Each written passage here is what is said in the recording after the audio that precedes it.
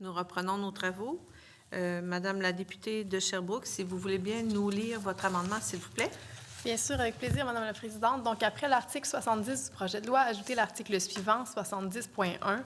L'article 3 du règlement sur la contribution réduite est modifié par l'ajout dans le premier alinéa, après parent, de « peu importe son statut migratoire ».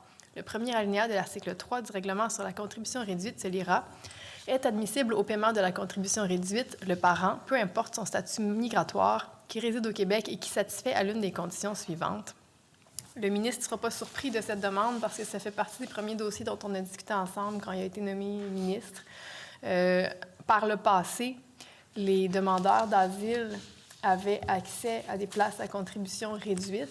Et puis, notre prédécesseur commun, l'ancien ministre de la Famille, Luc Fortin, qui était également député de Sherbrooke, a décidé d'interpréter différemment ce règlement-là et de restreindre l'accès aux places à contribution réduite, de sorte que, suite à sa décision à lui, il n'y a pas eu d'accès aux places à contribution réduite pour les demandeurs d'asile.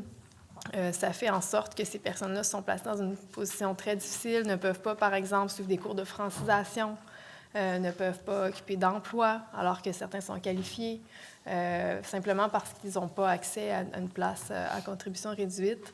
C'est à mon avis discriminatoire. Il n'y a pas ce problème-là pour avoir accédé au réseau d'éducation. Il y a un recours d'ailleurs qui est en cours.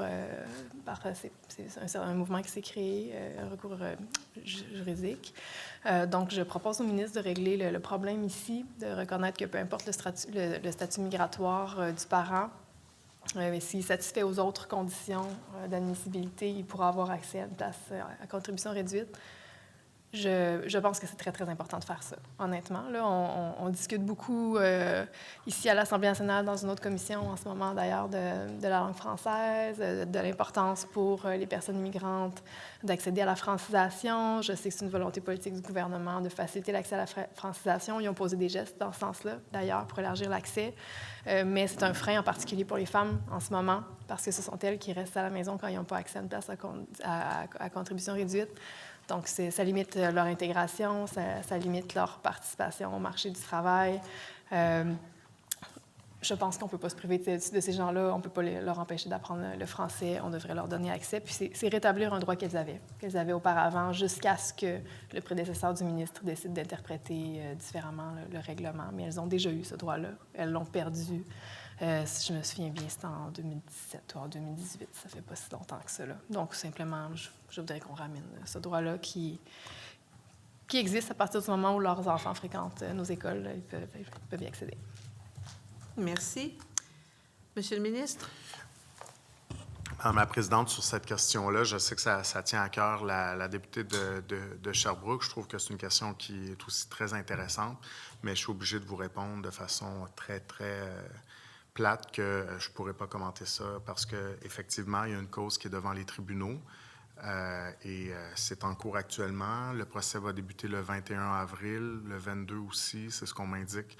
Donc, pour ces raisons-là, c'est très, très clair. C'est pas parce que ça ne me tente pas ou parce que j'ai pas l'intérêt de le faire, mais c'est prévu de cette façon. Je ne peux pas commenter, ce sujet-là puisque la Cour va l'entendre. Merci. Madame la députée de Sherbrooke. Bien, à défaut de le commenter, je pense que le ministre peut tout à fait changer son règlement. Il a le loisir de changer son règlement. Il n'a pas besoin d'attendre qu'un juge statue sur un recours judiciaire avant de changer son règlement. Moi, je l'invite à le faire dès maintenant. Je pense qu'il peut faire ça. S'il ne veut pas se prononcer davantage pour ne pas nuire à ce qui se passe en cours, moi, je respecte tout à fait ça, je le comprends. Mais je pense que ça ne nous empêche pas du tout de procéder au changement du règlement. Je ne vois pas d'obstacle là pour changer le règlement. D'autres interventions? S'il n'y a pas d'autres interventions, je vais procéder à la mise aux voix de l'article 70.1. Donc, est-ce que cet article est adopté?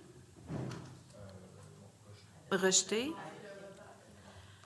Un vote par appel nominal, Monsieur le secrétaire?